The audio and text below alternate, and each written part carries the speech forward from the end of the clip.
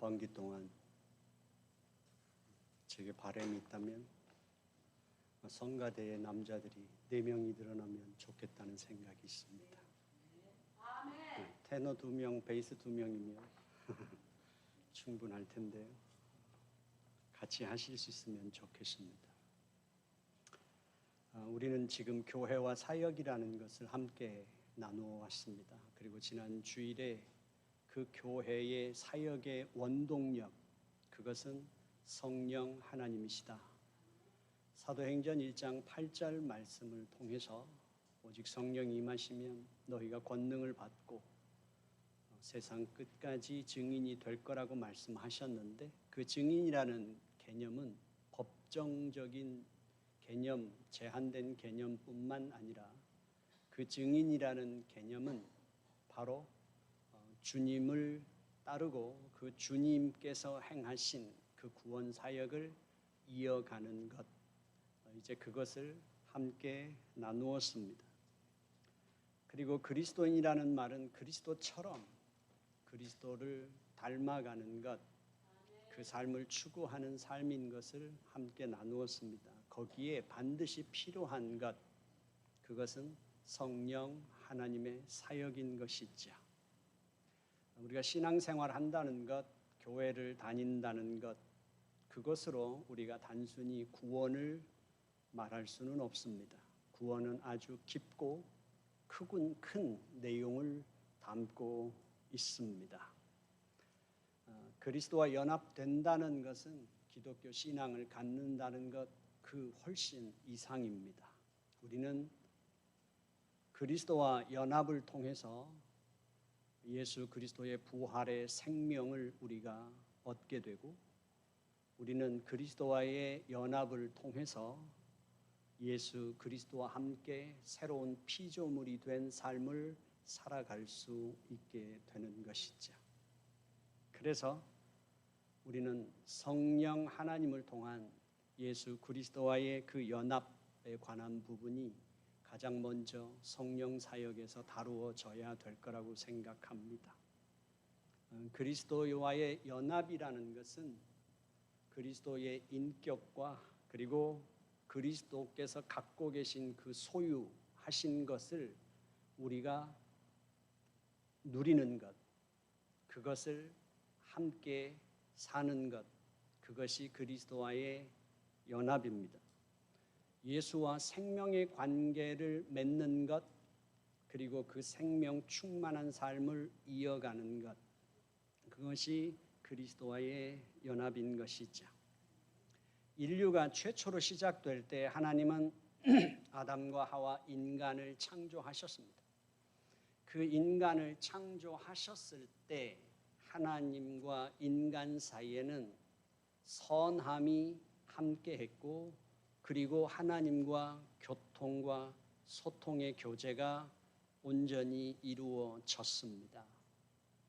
그러나 아담이 범죄함으로 말미암아서 그 인간과 하나님의 관계는 파괴되었고, 그 하나님과의 교제도 박탈됐습니다. 결국 그 하나님과의 관계가 파괴됨으로 말미암아 인간에게 찾아온 문제는 무엇인가 하면 하나님으로부터의 소외입니다. 그 하나님으로부터의 소외가 오면서 당연하게 따라오는 문제는 뭐냐면 인간 자신으로부터의 소외입니다.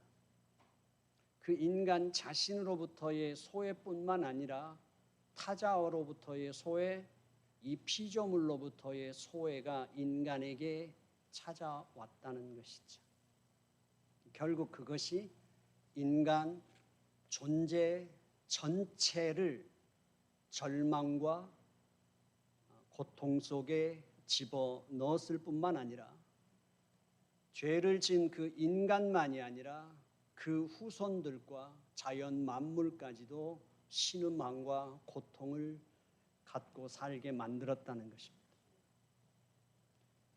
그 자손들에게까지 그게 물려졌다는 것이 쉽게 받아들여지지 않겠지만, 성경적으로는 바벨탑 사건 이후에 거기까지 하나님께서 이끌어 가시는 과정 속에 노아의 홍수가 있었습니다. 그 노아의 홍수 사건은 인간이 하나님 앞에 부패가 극에 달하고 하나님은 인간을 창조하신 것을 후회하십니다. 그리고 하나님은 노아의 가족을 제외하고 인류를 물로 심판하십니다. 자, 그렇다면 하나님께서 심판하시고 다시 의로운 노아의 가족을 구원하셨다면 그때부터 이 세상은 좋아져야 되는데도 불구하고 인간에게서는 노아의 가족일지라도 그 죄가 나타났다는 사실입니다.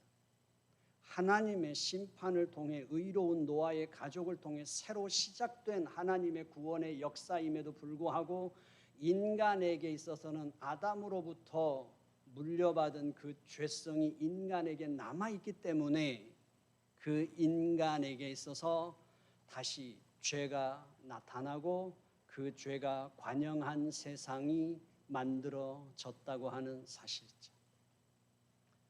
인간은 하나님으로부터의 그 소외를 당함으로 인하여 인간은 자기 자신으로부터의 소외의 고통 속에서 살아갑니다.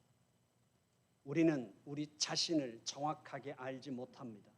우리 자신을 정확하게 진단하지 못합니다. 우리의 삶의 고통에 대해서, 삶의 문제에 대해서, 우리의 존재에 대해서 우리 스스로 그것을 정확하게 나임에도 불구하고 나를 정의할 수도, 진단할 수도, 그것을 처방할 수도, 그 처방대로 우리는 치료할 수도 없는 존재의 고통을 안고 살아가는 것이 자신으로부터 소외된 우리 인간의 삶이라는 사실이죠. 우리는 인간의 그 어떠한 노력 속에서의 관계 회복을 원하고 그거에 우리의 삶을 어떻게 헌신한다 하더라도 인간과 인간 사이에서의 타자로부터의 소외에 대한 외로움은 해결되지 않는다는 사실입니다. 부모와 자식 사이에서도 부부 사이에서도 그 어떤 인간 관계 속에서도 진정한 그 소외로부터의 회복을 우리는 가질 수 없게 된다는 사실입니다. 결국 이 인간의 존재의 절망과 그 고통, 그것을 어떻게 해결할 것인가? 그것은 인간으로부터 해결될 수 있는 것이 아니라 하나님께서 다시 인간 구원 계획을 세우십니다. 그 인간 구원 계획을 세우시는 하나님의 계획은 예수 그리스도 안에서 우리를 하나님과의 관계를 회복시키시고 그 하나님과의 관계 속에서 예수 그리스도를 통하여 하나님께서 우리에게 허락하시고자 했고 인간이 누리고자 했던 그것을 다시 우리에게 회복시키시는 것, 하나님의 자녀의 신분뿐만 아니라 하나님의 자녀의 온전한 상태까지도 회복시키시고 우리에게 하나님께서 그 길을 열어주셨다는 사실이죠. 결국 하나님이 창조하시고 보시기에 심히 좋으셨던 상태로 복귀시키고 그것을 하나님의 생명으로 충만하게 하시는 것, 그리고 그 하나님의 충만함, 그것을 다시는 잃어버리지 않도록 완전하게 확보할 수 있는 관계를 만들어내시는 계획을 가지셨다는 사실이죠. 그래서 그 부분에 대해서 이제 그리스도와의 연합에 대해서 마태는 이렇게 마태복음에서 기록해 줍니다. 예수님께서 부활하셔서 승천하셔서 물리적으로 예수님과 우리 사이에는 이제 공간이 생겨버렸습니다. 서로 다 맞닿을 수 없는 공간이 생겼지만 그럼에도 불구하고 마태가 우리에게 가르쳐줍니다. 주님께서는 우리와 영원히 함께 계신다. 그 영원히 함께 계시는 그것을 가능하게 하시는 분이 바로 성령 하나님이시라는 사실이죠. 요한에 따르면 요한복음에서 내가 아버지 안에 너희가 내 안에 내가 너희 안에 있다고 말씀하십니다.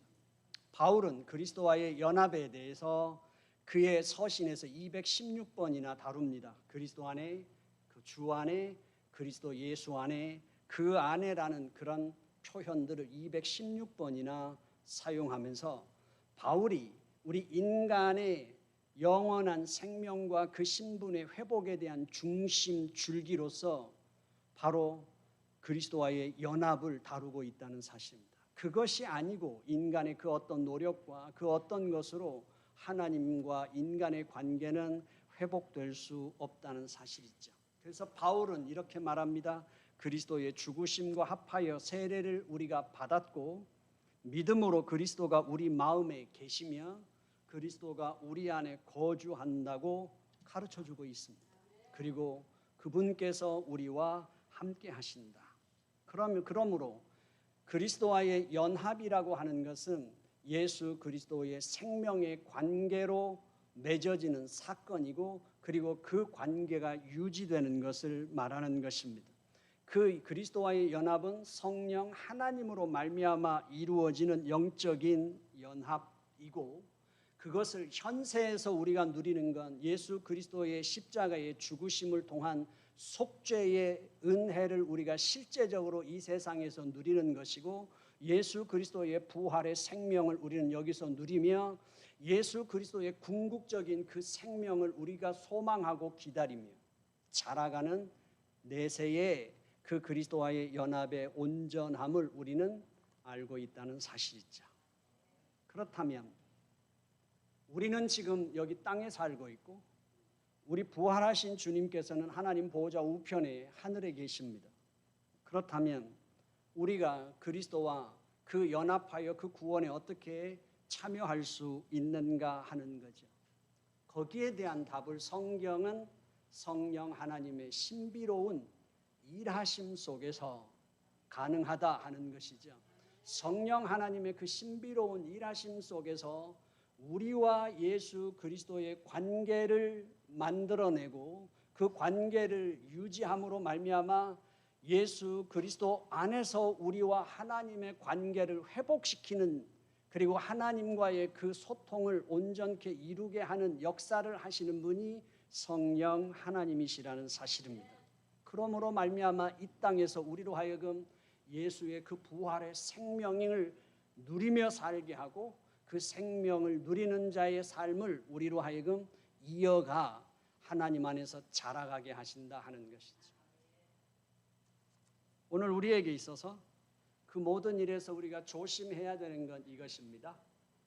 그리스도께서 내주하시지만 그리스도께서 내주하심으로 인하여 그리스도는 내 안에만 계신 것이 아니라 그리스도께서 내주하신다고 하는 것은 바로 그리스도께서의 이루신 그 십자가와 부활의 생명이 내 안에 이미 들어와 그것이 나의 삶의 생명의 주체가 되었다는 것이고 그 예수님이 내 안에 그리스도가 있다는 것은 내 안에 갇혀 계시다는 뜻이 아니라 그분은 또한 초월적인 그분의 속성을 따라 밖에 계신 그분이신 것입니다.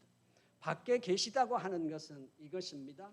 구원을 시작하는 것도 우리로 말미암지 아니하며 그 구원을 완성해가는 과정 속에서도 밖으로부터 이루어지는 그리스도의 사역이며 그리스도의 완성도 밖으로부터 이루어진다는 사실이죠. 바로 그 그리스도의 그 이중성이라고 하는 것은 그 어떤 것도 그 원인을 근거를 우리에게서 찾을 수 있는 것이 아니며 우리가 자랑 삼을 수 있는 것이 아니라는 사실이죠. 인간의 노력으로 이루어질 수 있는 것이 아니라 전적인 하나님의 역사하심으로 가능하다는 사실입니다. 그래서 성령 하나님을 통하여 예수 그리스도로 말미암아 그 안에서 하나님과의 관계가 회복되며 그 하나님의 하나님 되심과 성품과 그 하나님의 무한하신 그 자원을 우리가 지금도 누릴 수 있게 일하시는 분이 성령 하나님이시다 하는 것입니다. 그래서 우리가 하나님 안에서 이 영적인 신령한 연합, 그 연합을 이루게 될 때 우리에게서는 삶에서 그리스도의 삶에서 어떤 일들이 일어나는가? 첫 번째, 우리에게 새로운 정체성이 생긴다는 것입니다. 그리스도와의 연합, 그 연합이 이루어지면 내 정체성이나 내 존재가 예수 안에서 사라지는 것이 아닙니다. 인간의 자유의지, 인격적인 하나님이시라고 하는 것은 하나님께서는 아담과 하와를 창조하시고 선악과 동산 중앙의 선악을 알게 하는 나무를 창조하셨습니다. 그리고 아담과 언약을 맺습니다. 그런데 하나님께서는 언약을 맺으셨고 아담은 아담대로 그것을 따먹을 수도 있고 안 따먹을 수 있고 하나님과의 언약을 지키든지 그것을 파괴하든지가 100% 아담의 자유의지에 있었습니다. 하나님께서는 아담의 자유의지를 침해하지 않으신다는 사실이에요. 하나님께서는 아브라함을 선택하십니다. 아브라함을 선택하시고 아브라함은 아브라함의 그가 살아왔던 인생 그의 경륜 속에서 그의 판단을 해갑니다. 위기가 닥쳤을 때 방향을 결정해야 될 때 아브라함은 아브라함의 자신의 결정을 해갑니다. 그 결정을 해가면서 그는 이스마엘도 낳기도 하고 사라를 속여 먹기도 하고 그의 판단을 하게 됩니다. 하지만 하나님은 그것을 막으시면 하나님의 방식대로 끌고 가시는 것이 아니라 아브라함은 아브라함의 판단과 결정을 해가고 하나님은 그 아브라함의 판단과 결정 100%의 그의 자유의지가 살아있는 상황 속에서 보장된 상황 속에서 하나님은 그것을 합력하여 그분의 경륜을 이루어 가신다는 사실입니다. 야곱도 마찬가지입니다. 야곱도 그의 인생에서 그가 판단하고 결정하며 20년이라는 시간을 그가 살아갑니다. 살아가는 그 과정 속에 하나님은 하나님의 섭리 100%대로 야곱은 야곱의 자유의지 100%대로 가면서 충돌을 일으키는 것 같지만 실패할 것 같지만 하나님은 그 하나님의 경륜을 그 속에서 이루어 가신다는 사실이죠. 우리가 예수를 믿거나 예수와 연합되면 우리의 존재 자체가 사라지거나 우리의 의지가 없이 하나님 성령 하나님께서 어떻게 하시는 것이 아니라 하나님은 하나님 방식대로 하나님 그분이 뜻대로 움직이시고 우리는 우리대로 움직이는데 거기에서 우리의 정체성이 사라지는 게 아니라 진정한 정체성을 발견하게 된다는 것이고 그 진정한 정체성에 의한 삶을 살아갈 수 있도록 성령 하나님이 인도하신다는 사실이죠. 그것을 다르게 표현하면 우리는 이 땅에 태어나는 순간부터 모든 것은 상대적인 평가 속에서 세상적인 기준 속에서 우리의 정체성은 만들어져 갑니다. 나도 나에 대한 능력의 한계치도 나에 대한 모든 것에 대한 그 기준이 상대적인 평가 속에서 형성될 수밖에 없습니다. 그러나 성경은 우리에게 가르쳐주죠. 성령 하나님께서 우리에게 가르쳐 주신 건 예수 그리스도 안에서 우리의 절대적인 나의 정체성을 알게 한다는 사실이죠. 그 절대적인 정체성을 발견하게 될 때 이 세상에서 이 세상의 그 만들어진 정체성이 파괴되면서 진정한 나를 만나고 진정한 나로 살아갈 수 있는 구원의 은총을 받게 된다는 사실입니다. 두 번째가 영원한 우리의 존재에 대한 보장입니다. 우리가 살아가면서 겪는 수많은 다양한 삶의 상황들과 그 사건들과 그 위치에 놓이겠지만 그러나 그리스도와 연합되어 그리스도 안에서 발견되는 우리는 하나님 그분의 경륜이 우리의 마지막이 된다는 사실, 그분의 뜻이 포기되지 않는 한, 그분의 경륜 안에 있는 한 우리가 어떤 인생길을 걸어 어떤 모습에 처할지라도 우리의 존재는 하나님의 뜻을 이루는 존재로 보장된 부르심을 받고 살아간다는 사실을 알게 된다는 것입니다. 그래서 타인들이 나를 어떻게 평가하든 나의 삶에 지금 놓여진 위치가 타인들의 눈에 어떻게 비춰지는 위치일지 모른다 할지라도 나는 내 삶의 그 길을 변함없이 걸어갈 수 있는 하나님의 은총 안에서의 삶을 산다는 것입니다. 그리고 우리에게 그리스도와의 연합에서 주어지는 삶은 하나님과의 교제의 회복입니다. 하나님과의 교제의 회복. 우리가 기도하는 것은 독백도 아닙니다. 토속 신앙에서 갖는 것처럼 내 마음이 후련해질 때까지, 내 마음에서 불안이 사라질 때까지 물 떠놓고 비는 것이 아니라는 사실입니다. 우리의 기도는 반드시 우리의 기도에 대상이 있으십니다. 우리의 기도를 들으시는 하나님이 계시고 그 기도에 인격적으로 반응하시고 그 기도에 함께 하시는 하나님이 계시다는 사실이죠. 내가 찾을 때에 나를 알아보는 하나님이 계시고 내가 부를 때에 내 목소리를 듣고 대답하시는 하나님이 계신 그 하나님의 교제를 나눈다는 사실이에요. 우리의 삶이 그것을 누리고 함께 할 수 있는 것이죠. 그리고 네 번째가 열매 맺는 삶을 산다는 것입니다. 진정한 삶의 영원한 삶이라는 것은 우리가 걸어가는 그 신앙의 길에는 그 영원한 삶은 내가 살아낸 하나님과 관계 맺고 살아가는 그 삶은 사라지지 않는 모두가 다 열매라는 사실이에요. 합력하여 선을 이루며 내가 비록 더러운 삶의 자리에 처하는 일이 생길지라도 내가 죄 가운데 서 있었던 기억이 그 자리가 있을지라도 인생 전체를 놓고 보면 하나님께서 하나님의 자녀를 만들어 가시고 완성하시는 한 폭의 그림으로서 그 모든 것은 하나님의 안에서 꼭 필요한 사건들이었고 시간들이었다는 사실이죠. 그것을 변명하거나 정당화하는 것이 아니라 우리는 그 인생 안에 있다는 것입니다. 오늘 요한은 말합니다. 15장에서 나는 포도나무요 너희는 가지다. 그리고 우리 아버지는 농부시다 라는 것이, 너희가 내게 붙어 있으면 결국 너희에게서 과실이 맺힐 텐데 그 과실을 통해서 사과나무는 사과나무인 것을 사과 열매를 보고 알듯이 너희가 내게 붙어 있어 과실을 맺으면 너희가 누구인지를 알게 될 것이다. 그리고 너희의 인생이 가꾸셔서 열매를 맺게 하시는 분, 그 하나님이 농부시다 가르쳐주고 있습니다. 그리고 그것은 우리가 선택한 것이 아니라 선택하기 전에 하나님이 우리를 선택하셨고 우리는 그 하나님 안에서 열매를 맺는 삶을 살게 될 거라는 사실이지.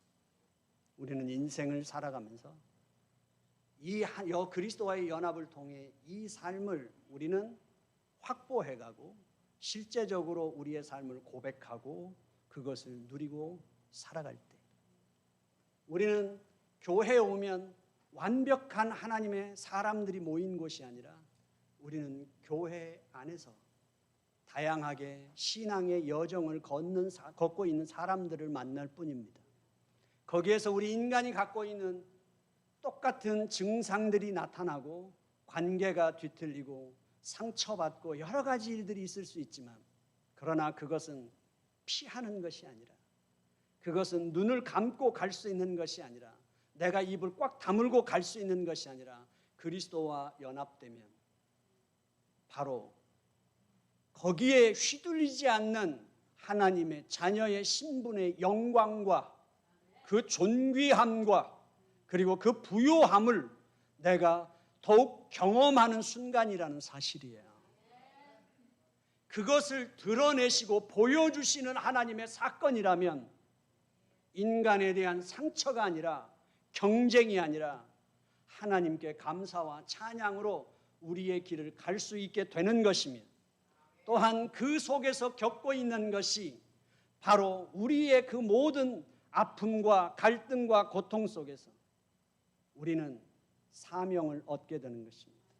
인간적으로 대처하는 것이 아니라 그 영혼을 끌어안을 수 있는 힘도 그 영혼과 함께 동행하며 함께 찬양하며 주님을 부르고 노래할 수 있는 힘도 하나님께로부터 무한히 공급될 수 있다는 걸 믿을 때 우리 힘들지만 같이 기도하자.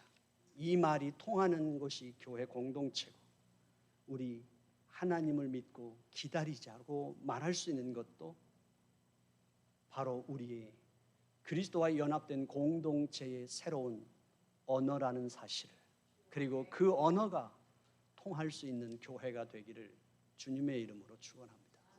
기도하겠습니다. 하나님 아버지, 주님 앞에 왔습니다.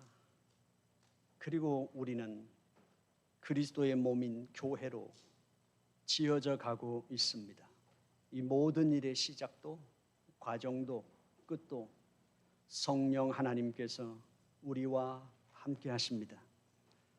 성령 하나님은 절대로 우리를 떠나지 아니하시며 우리에게 생명의 길을 가르쳐 주십니다. 길이 되시는 예수님을 향하라고, 빛이 되시는 예수님을 바라보라고, 진리 되시는 예수님을 붙잡으라고 성령 하나님은 끊임없이 우리를 깨우시고 말씀하십니다. 그리고 성령 하나님은 하나님께 가는 길을 온전히 알고 있으며 하나님이 그 생명을 절대로 놓치지 말라고, 다시는 놓치지 말라고, 다시는 곁길로 빠져서 절망의 길로 빠지지 않고 사망의 길로 떨어지지 않도록 성령 하나님을 우리에게 성령 하나님으로 인치신 줄로 믿습니다. 아버지 하나님, 우리의 인생길이 서로 어떤 삶의 자리에 처해 있든지 하나님 안에서 반드시 우리는 약속받은 인생으로 승리할 줄로 믿습니다. 그래서 우리는 기다릴 수 있습니다. 그래서 우리는 서로 신뢰할 수 있습니다. 그래서 우리는 함께 손을 잡고 기도할 수 있습니다. 그냥 버티는 것이 아니라 하나님의 약속이 있음을 믿기에 우리는 승리하며 나아가는 하나님의 교회인 줄로 믿습니다. 아버지 하나님, 성령 하나님 안에서 우리 서로 이 길에서 낙오되지 않고 함께 승리하는 교회가 되게 하여 주옵소서. 예수님의 이름으로 기도드려 싸움나이다.